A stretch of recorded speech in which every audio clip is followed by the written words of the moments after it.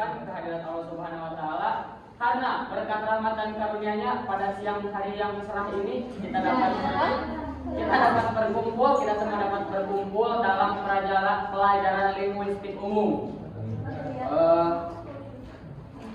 Yang terhormat dosen pengampu mata kuliah linguistik umum Bunda Hajah Iis Krisnawati MPD serta rekan-rekan kelasnya sekalian yang saya banggakan.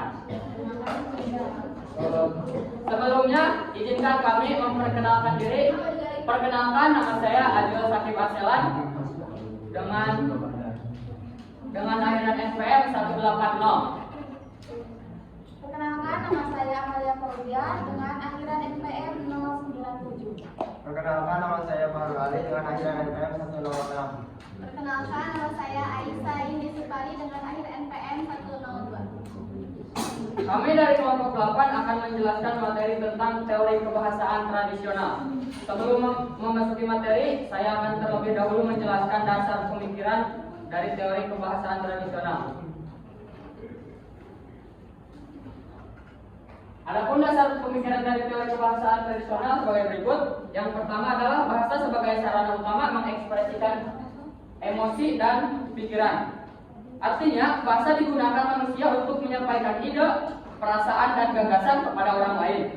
Bahasa menjadi alat komunikasi utama dalam kehidupan sosial dan intelektual. Yang kedua, teori bahasa tradisional menjadi fondasi awal kajian linguistik sebelum teori modern.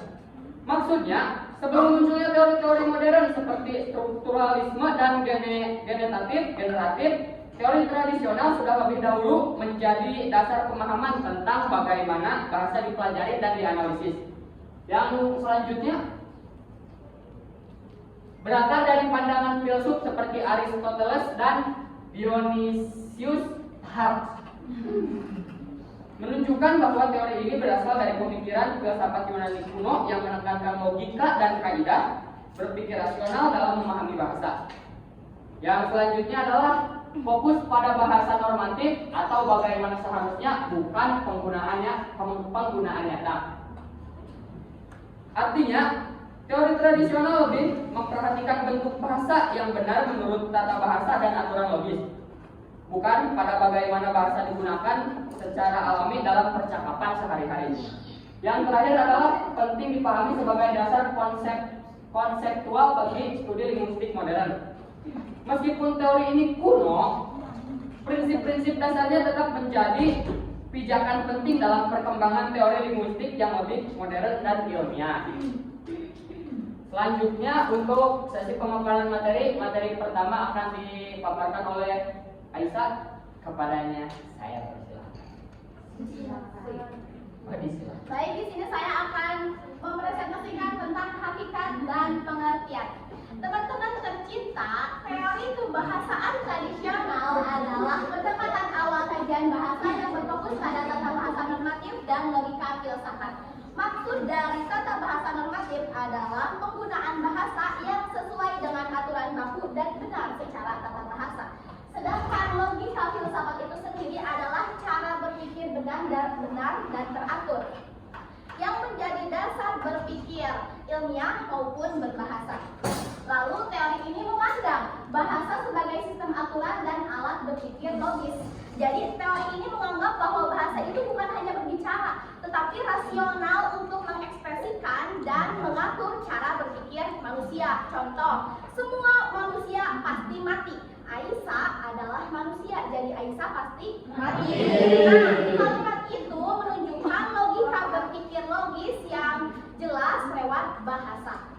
Salah satu tokohnya ada PHR pada tahun 2012 mengemukakan bahwa teori kebahasaan tradisional itu berdasar cara berpikir filosofis, bukan observasi langsung. Misalnya, ahli tradisional itu menyimpulkan hakikat kata berdasarkan pemikirannya sendiri, bukan secara observasi langsung. Lalu hal serupa juga diungkapkan oleh Bloomfield pada tahun 1933 bahwa teori kebahasaan tradisional itu bersifat deduktif, dimulai dari teori lalu pembuktian. Artinya dimulai dari teori umum lalu dibuktikan dengan contoh, bukan dari hasil pengamatan langsung. Misal, ahli bahasa berpendapat bahwa setiap kalimat itu harus ada subjek dan predikat. Lalu mereka mencari contohnya seperti Naila belajar, Naila subjek, belajar predikat. Jadi intinya berpikir deduktif adalah teorinya dulu, baru cari buktinya. Lalu yang terakhir, teori kebahasaan juga melihat bahasa sebagai alat berpikir rasional, bukan fenomena sosial yang dinamis. Artinya tidak berubah-ubah mengikuti perkembangan masyarakat. Misal, kan salah satu aturan bahasa baku adalah harus mengikuti kaidah EYD, ejaan yang disempurnakan. Contoh, penulisan aktivitas itu pakai pi ya, bukan pakai p. Dari zaman ajar sampai detik ini, penulisan aktivitas itu kan pakai pi. Tidak jadi pakai pi, nggak pakai p, pakai f. Ya, dan dapat saya sampaikan. Baik, terima kasih kepada Aisyah telah memaparkan materi yang pertama. Yang selanjutnya, materi yang kedua akan dipaparkan oleh Fahrun Ali. Kepada Fahrun Ali, silakan. Baik, terima kasih kepada moderator yang telah memberikan saya kesempatan untuk mempresentasikan sekaligus belajar bersama-sama gitu tentang ciri dan karakteristik. Dan tadi sudah dijelaskan bagaimana tentang berangkat dari latar belakang bagaimana linguistik tradisional ini hadir, terus disampaikan juga tentang pengertian dan hakikatnya. Kita lanjut ke ciri dan karakteristik. Apa sih yang membuat linguistik ini menjadi linguistik tradisional gitu? Apa sih cirinya dan karakteristiknya? Yang pertama itu ini diambil dari Sorepano ya 2002. Yang pertama itu ada berlandaskan filsafat Plato dan Aristoteles atau konsepnya ini onoma dan rema. Apa sih onoma rema? Seperti halnya penjelasan seperti onoma rema ini menjelaskan tentang predikat kata atau juga tindakan perkataan yang mana misalkan contohnya itu kayak ibu masak nasi, predikatnya apa, onomanya apa, remanya apa. Seperti halnya ibu masak nasi, ibu disebut onoma karena itu disebut subjek ataupun juga kata benda dalam artian itu dikatakan sebagai onoma. Selanjutnya memasak ini dikatakan sebagai rema karena adanya kata kerja atau juga predikat. Selanjutnya nasi, objek dari tindakan. Jadi ibu memasak nasi ini merupakan dari contoh nyatanya filsafat Plato dan Aristoteles berupa onoma rema, karena pendekatan ini menjelaskan bahwa setiap kalimat terdiri dari subjek, predikat sesuai dengan logika berpikir manusia yang berlandaskan dari siapa dan apa yang akan dilakukan. Selanjutnya itu ada tidak membedakan bahasa dan tulisan. Nah, maksud cirinya itu tidak membedakan bahasa dan tulisan. Jadi artinya tidak membedakan bahasa dan tulisan adalah bahwa bahasa tulis ini sering dianggap sebagai bentuk bahasa yang paling benar karena tidak direkam, karena tidak direkam. Asalnya bahasa dan tidak membedakan bahasa dan tulisan. Jadi kan kalau misalkan tulisan itu tidak ada rekaman, tetapi langsung menulis, jadi tidak ada rekayasa dalam tulisannya seperti itu. Dan juga diartikan bahwa penganalisisan dan katanya itu tidak berubah-ubah dalam artian seperti bahasa lisan. Kan misalkan kalau tulisan sudah ada nih bukti konkretnya, misalkan menulis ini udah ini ada tertera. Kalau bahasa lisan apa yang diucapkan sama apa yang didengar itu terkadang berbeda. Nah, selanjutnya juga gitu kan yang tidak membedakan bahasa lisan dan tulisan seperti apa, contoh aku gak tahu deh, seperti bentuk tulisannya saya tidak tahu deh, kan itu hampir sama dan juga hampir mirip gitu. Jadi pendekatan tradisional ini penting karena nilai bentuk pertama sebagai salah satu ketidaksesuaian dengan norma bahasa tertulis, karena dalam pandangan linguistik modern keduanya itu dianggap benar karena ada sistem deduktif dan juga induktif yang mana menjelaskan berangkat dari data ke lapangan dan juga berangkat dari lapangan ke data. Itu yang membedakan tradisional dan modern. Nah, selanjutnya itu lanjut ke ciri dan karakteristik yang ketiga. Tadi juga sempat disinggung yang berpikir deduktif seperti ada definisi ke contoh. Jadi berangkatnya ciri dan karakter linguistik tradisional ini berangkat dari konsep deduktif yang artinya kita cari dulu datanya, baru eksekusi ke lapangannya ataupun ke kenyataannya, bukan dari induktif atau kenyataannya bagaimana, fakta lapangannya bagaimana, lalu lanjut ke datanya mana. Seperti halnya kayak misalkan jadi di linguistik tradisional itu, misalkan bahasa itu kata ini disebut pengucapannya itu harus begini, lalu ke lapangannya bagaimana, apakah benar atau tidak. Nah, kalau misalkan modern itu berangkat dari ini penggunanya bahasa ini, baru dicari ke datanya. Seperti halnya contohnya seperti anak itu bermain. Nah, kan dikatakan bahwa anak itu sudah bermain itu karena dianggap kalimat seperti sudah bermain kan di kata anak itu bermain berarti ada dua kemungkinan bahwa anak itu sudah bermain atau anak itu sedang bermain. Nah seperti itu. Dilanjut ke yang keempat itu ciri dan karakteristiknya terikat aturan baku, normatif atau perspektif. Jadi jadi intinya ini bersifat normatif yang mana teori ini tidak hanya mendeskripsikan bahasa tetapi juga menetapkan aturan tentang mana yang benar dan juga mana yang salah. Fungsi normatif bertujuan menjaga kemurnian dan keteraturan bahasa. Selanjutnya itu ada tingkat gramatikal belum sistematis. Nah, dan juga ini juga menjadi salah satu ciri yang menjadikan bahwa oh ini linguistik tradisional yang mana adanya tingkat gramatikal yang belum sistematis karena pada masa awal seperti hanya dijelaskan oleh Aisyah pada zaman Ajari atau dulu gitu kan bahwa analisis ini belum sepenuhnya dibagi secara ilmiah ke dalam bidang seperti fonologi, morfologi, sintaksis dan lain sebagainya. Jadi ketika linguistik tradisional belum adanya hal yang seperti itu. Nah, dan juga contohnya itu seperti di dalam gramatikal tradisional seperti contohnya kata amare ini kan bahasa Latin yang berarti menandakan mencintai gitu kan dalam bahasa Latinnya seperti dikaji di linguistik tradisional. Nah, ini dikaitkan dijelaskan bahwa kata kerja tanpa membedakan bentuk dasarnya ama dan juga akhirannya re gitu. Jadi gak ada yang membedakan antara amare, antara awalnya am dan juga akhirnya re. Selanjutnya itu yang terakhir yang menjadi ciri dan karakteristik linguistik tradisional itu adanya pada fokus pada klasifikasi kata atau juga part of speech. Nah, di yang terakhir ini menjelaskan bahwa ciri utama linguistik tradisional adalah pengelompokan kata. Jadi bagaimana kata itu dikelompokkan, diklasifikasikan dan lain sebagainya. Dan nantinya pengelompokan ini berdasarkan pada fungsi dan maknanya serta pembagian ini juga disebut part of speech karena bisa dikatakan part of speech ini karena sering digunakan atau juga banyak digunakan sampai sekarang. Nah, dan juga kategorinya seperti nomina, verba, adjektiva, adverba, konjungsi, preposisi dan juga interjeksi. Nah, contohnya seperti anak rajin belajar di sekolah. Nah, ini kita klasifikasikan pada kata pada part of speech seperti halnya anak part of speech seperti halnya tadi anak rajin belajar di sekolah. Kita klasifikasikan untuk menentukan bahwa ini linguistik untuk dikaji ke linguistik tradisional seperti halnya anak rajin belajar di sekolah. Anak itu disebut sebagai nomina, rajin disebut adjektiva, belajar disebut verba, belajar disebut preposisional, sekolah disebut nomina. Nah, itu yang bisa dikatakan pada kalau misalkan linguistik tradisional ini di antaranya cirinya ini fokus pada pengklasifikasian kata seperti yang tadi anak rajin belajar di sekolah, kita klasifikasikan mana yang termasuk adjektiva dan lain sebagainya. Nah, dan juga pendekatan ini tentunya membantu untuk menentukan struktur kalimat, tetapi belum menjelaskan hubungan-hubungannya.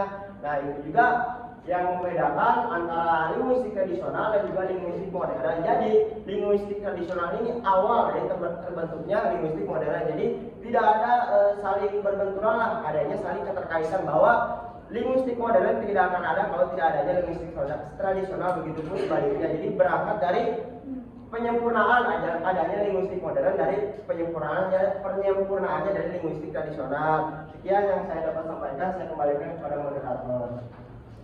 Terima kasih kepada Pak Harun yang telah memaparkan materi kedua. Materi yang selanjutnya akan dipaparkan oleh Amalia kepadanya. Baik, terima kasih kepada moderator yang telah memberikan kesempatan untuk saya yang akan mempresentasikan tentang kelebihan dan kekurangan teori kebahasaan tradisional.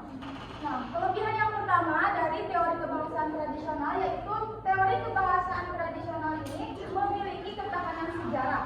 Nah, maksudnya teori kebahasaan tradisional sudah digunakan sejak zaman Yunani. Nah, sampai sekarang banyak istilah kata modern yang masih mengacu pada konsep teori kebahasaan tradisional. Contohnya SPOK, subjek, predikat, objek, dan keterangan. Nah, jadi teori kebahasaan tradisional ini tahan terhadap waktu karena masih digunakan sampai sekarang. Kelebihan yang kedua yaitu menjaga keteraturan bahasa. Teori kebahasaan tradisional ini menekankan aturan dan tata bahasa baku. Contohnya, struktur kalimat yang benar yaitu SPOK.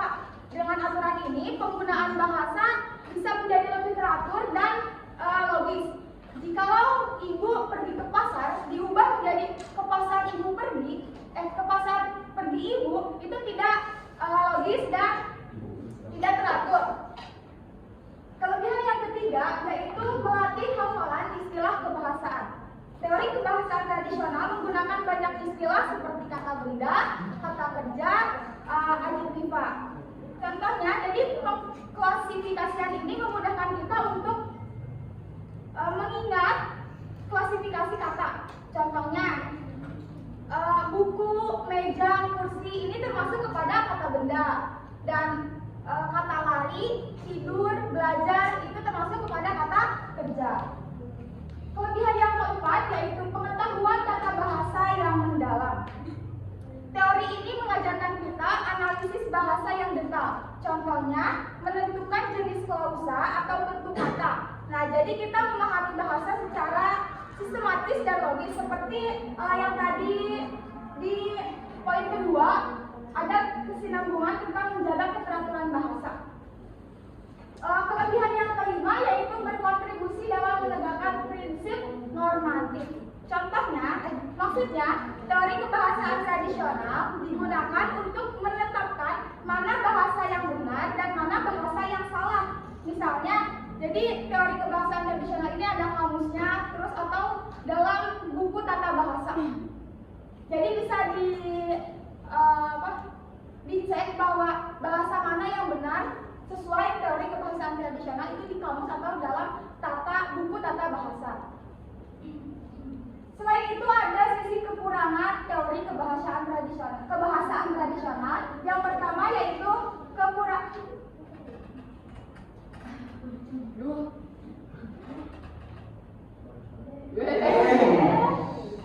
yang pertama yaitu kurangnya perhatian terhadap konteks. Jadi teori kebahasaan tradisional ini hanya menganalisis struktur kalimat tanpa bisa melihat makna yang tersirat dalam kalimat itu. Contohnya kalimat bisa tolong tutup pintunya enggak? Nah, dalam kalimat itu menurut teori kebahasaan tradisional itu adalah kalimat tanya. Padahal dalam kondisi lain kalimat itu bisa menjadi kalimat perintah untuk menutup pintu. Kekurangan yang kedua yaitu kesulitan memahami variasi bahasa. Karena teori kebahasaan tradisional ini teori kuno ya, jadi tidak memperhitungkan ragam bahasa daerah, bahasa gaul. Misalnya dalam bahasa daerah aku dan urang. Urang itu dalam bahasa Sunda ya, aku dalam bahasa Indonesia. Maknanya sama, tetapi kata ini beda tingkat kesopanannya. Terus dalam bahasa gaul aku dan gue, maknanya sama, tetapi beda konteks sosialnya juga. Nah, teori kebahasaan tradisional ini cuma mengatakan bahwa kata gue itu kalimat tidak baku tanpa melihat konteks sosialnya. Padahal kata gue itu bisa digunakan ketika kita berbicara dengan teman, dengan sahabat. Tapi ketika digunakan dengan guru atau dosen itu tidak baku dan tidak sopan tingkat kesopanannya. Nah, kekurangan yang ketiga yaitu kesulitan menangkap perubahan bahasa. Teori kebahasaan tradisional ini kan seiring berjalannya waktu bahasa itu berubah-ubah ya.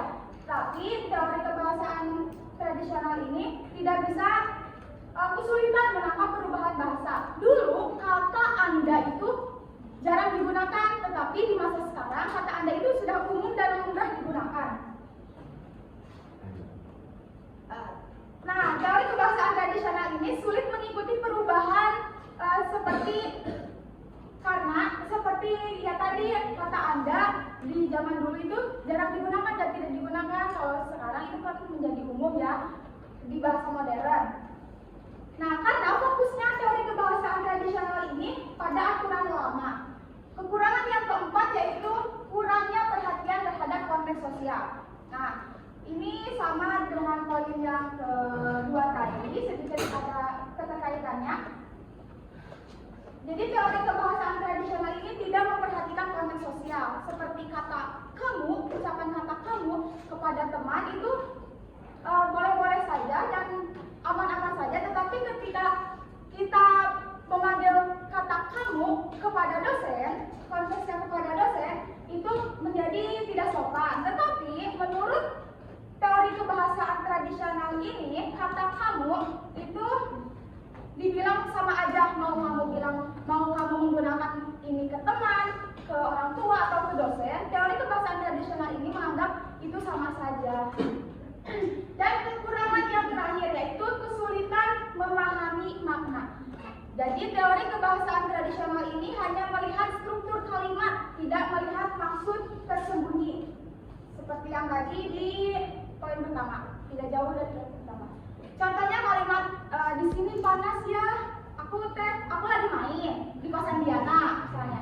Aku bilang di sini panas ya. Nah, dalam kalimat tersebut itu makna tersembunyinya itu aku ingin menyuruh Diana untuk menyalakan kipas misalnya seperti itu. Tetapi dalam teori kebahasaan tradisional ini tidak menganalisis makna tersebut, tetapi hanya menganalisis strukturnya saja, seperti SPOK-nya. Terima kasih, saya kembalikan kepada moderator. Baik, terima kasih kepada Amalia dan seluruh materi yang telah mengeluarkan materi tentang teori kebahasaan tradisional. Sebagai penutup dari presentasi kami, dapat dipahami bahwa teori kebahasaan tradisional penting sebagai dasar awal linguistik. Namun perlu dilengkapi dengan pendekatan modern seperti fungsional dan sosiolinguistik agar pemahaman bahasa lebih luas dan kontekstual. Sekian materi yang dapat kami sampaikan. Kita akan lanjut ke sesi tanya jawab.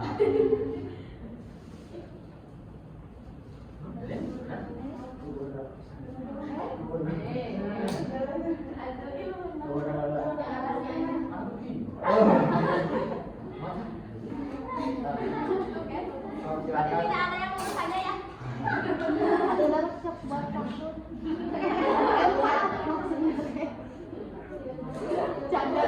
Baik, kelompok kami akan membuka 3 pertanyaan terlebih dahulu. Untuk yang ingin bertanya silakan acungkan tangan pada hitungan yang ketiga. 1, 2, 3.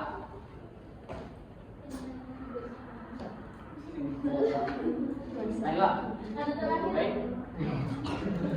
Baik, terima kasih. Perkenalkan, nama saya Laila Rahmani dengan acara IPM 105.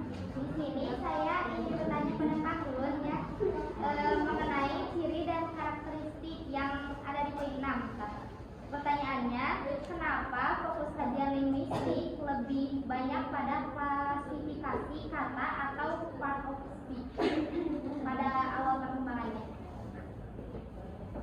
Baik, terima kasih kepada mau ditanggung dulu apa? Ya, tanggung dulu.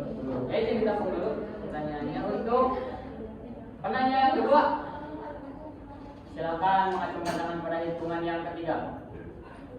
3. 3. Silakan ya.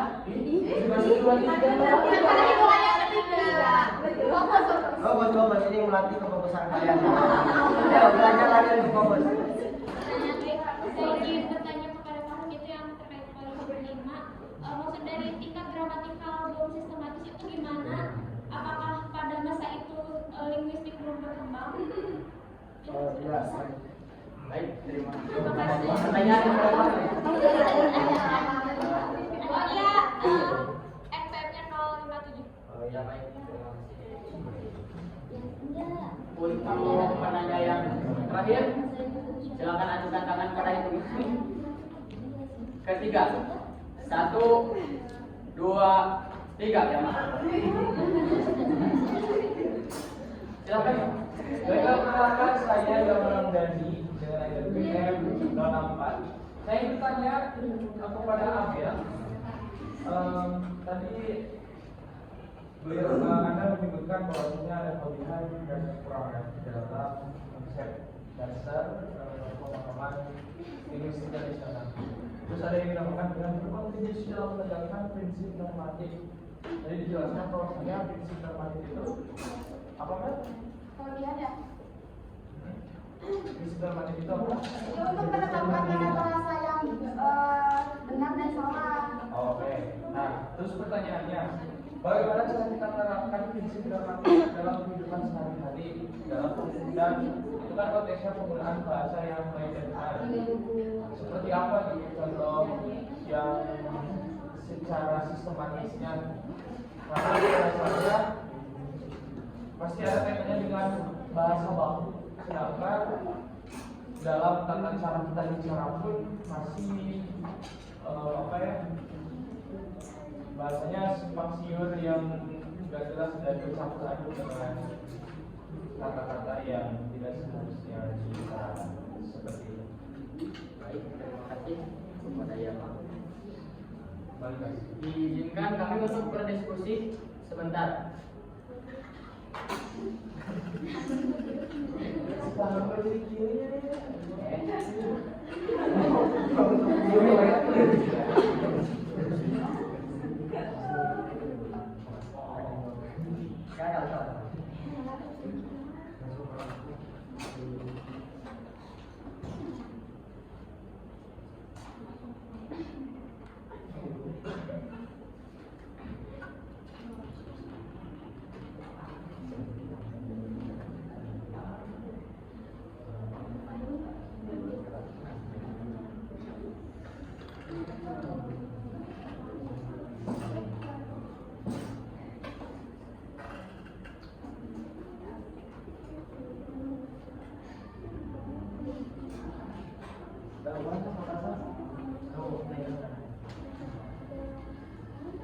Baik, untuk pertanyaan Naila akan dijawab oleh Pak Nur Ali. Baik, ya, kita sama-sama belajar saja ya, karena kita juga belum sepenuhnya mengerti tentang linguistik tradisional ini. Nah, tadi yang ditanyakan oleh Naila sebetulnya bagus gitu kan, tentang part of speech ya, yang ke-6. Speech. Nah, boleh moderator di up dulu. Nah, jadi intinya itu yang ditanyakan Naila, koreksi kalau salah ya pertanyaannya, misalkan apa ya. Jadi kenapa itu fokusnya pada part of speech gitu? Pada masa itu. Nah, kenapa? Karena linguistik tradisional ini berfokus, kan tadi part of speech ini difokus. Kenapa misalkan adanya ciri linguistik tradisional ini berfokus pada di antara ciri dan karakteristiknya, yaitu fokus pada klasifikasi kata part of speech. Kenapa gitu kan? Nah, di samping itu menjadi ciri, oh ini linguistik tradisional. Nah, itu juga karena pada masa saat itu linguistik tradisional ini hanya menentukan benar atau salahnya sebuah bahasa ataupun pada kalimat, tidak menunjukkan esensi atau makna sebenarnya. Kayak misalkan tadi yang disampaikan oleh Amelia, bahwasanya aku sedang belajar, kayak diganti kata gue sedang belajar, meskipun maknanya sama, tetapi kalau kita kaji dengan linguistik tradisional itu pasti klasifikasikannya kata beda. Oh, ini bukan linguistik tradisional, meskipun dalam penggunaan itu bahasa maknanya ada sama-sama, intinya kita sedang belajar, tetapi dengan klasifikasi kata part of speech atau pembagian adjektiva, nomina, atau juga kata ganti seperti halnya ya, adjektiva, nomina, verba, dan juga pronomina. Nah, itu kan diklasifikasi pada linguistik tradisional. Nah, ini juga kenapa pada masa saat itu, karena itu kayak kurangan apa lah kalau misalkan kita kaitkan dengan masa-masa sekarang gitu ya. Saya pahami kenapa dulu itu fokusnya itu pada klasifikasi kata part of speech. Apakah masih ada kebingungan atau apa sih gitu? Atau yang lain, barangkali dari Naila atau dari yang lain? Bagaimana Naila? Sudah bingung? Oh, sudah. Oh, Baik. terima kasih kepada Naila. Barangkali yang lainnya sudah berarti ya, karena tidak ada tanggapan. Saya bagian pada moderator. Oh, satu lagi. Oh, barangkali mau lanjut ke jauh atau aman dulu? Oh, sebentar. Tadi itu terkait pertanyaan tentang gramatika ya, yang bisa ditanyakan oleh Hera tentang koreksi ya kalau misalkan saya tadi nangkap pertanyaannya kurang tepat kayak. Jadi yang Hera tanyakan intinya tingkat gramatikal itu apa gitu kan?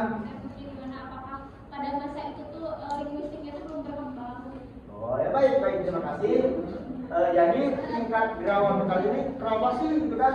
Tingkat gramatikal belum sistematis. Nah berarti kan kalau misalkan kita bahas tingkat gramatikal belum sistematis, berarti dari dulu juga udah ada tingkat gramatikal. Tapi untuk di linguistik tradisional ini pengkajiannya untuk mengkaji linguistik tradisional ini kalau kita kaitkan dengan gramatikal itu belum sistematis lah. Karena kenapa? Seperti hal yang tadi dijelaskan gitu kan bahwa linguistik tradisional ini berfokus pada salah atau benarnya kata gitu kan, bukan tidak hanya jadi mencakup salah atau benarnya kata, tapi ya dengan penggunaannya atau maknanya seperti halnya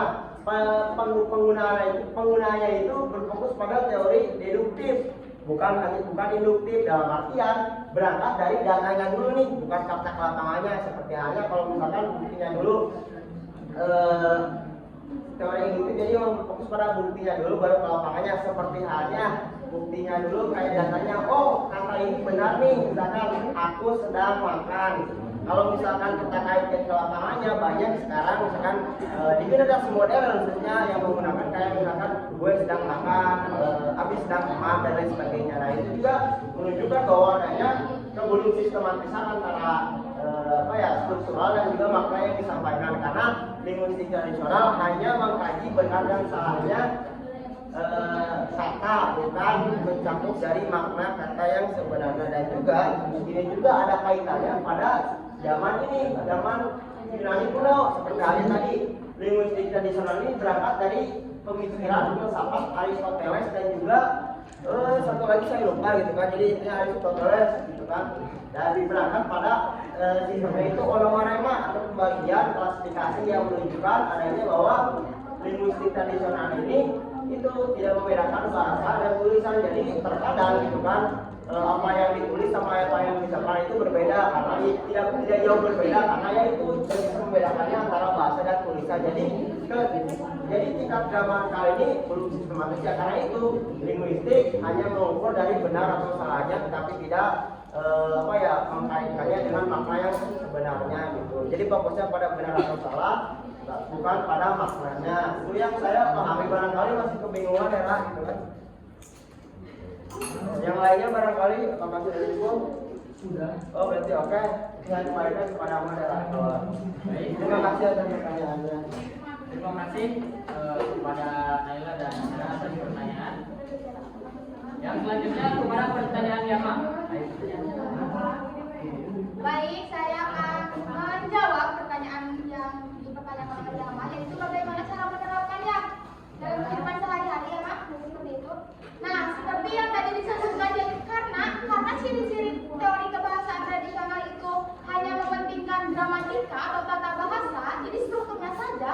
Jadi kalau dalam kehidupan sehari-hari tidak perlu harus sesuai dengan SPOK. Nah, kalau dalam kehidupan sehari-hari, soalnya teori kebahasaan tradisional ini fokusnya pada tata bahasa atau gramatika. Jadi yang dipelajari adalah struktur kalimatnya, tanpa membahas mengapa orang mengatakan itu, terus sedang kepada siapa kamu mengatakan itu, atau dalam konteks apa kamu berbicara seperti itu. Jadi dalam kehidupan sehari-hari bisa menerapkannya seperti ini. Jadi mengerti situasi dan kondisi. Jadi gunakan bahasa yang sesuai dalam situasi yang sedang dilakukan. Misalnya ketika berbicara dengan dosen, bahasanya jangan gue lo, gunakan mane. Tetapi ketika kamu berbicara dengan lawan bicaranya teman kamu,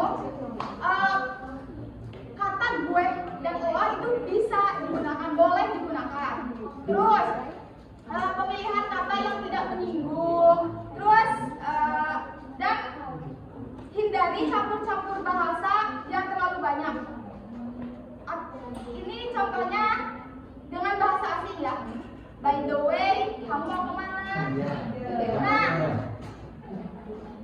gunakan bahasa gaul. Jangan gunakan bahasa gaul dan mencampur-campurnya terlalu banyak. Seperti itu yang Apakah cukup?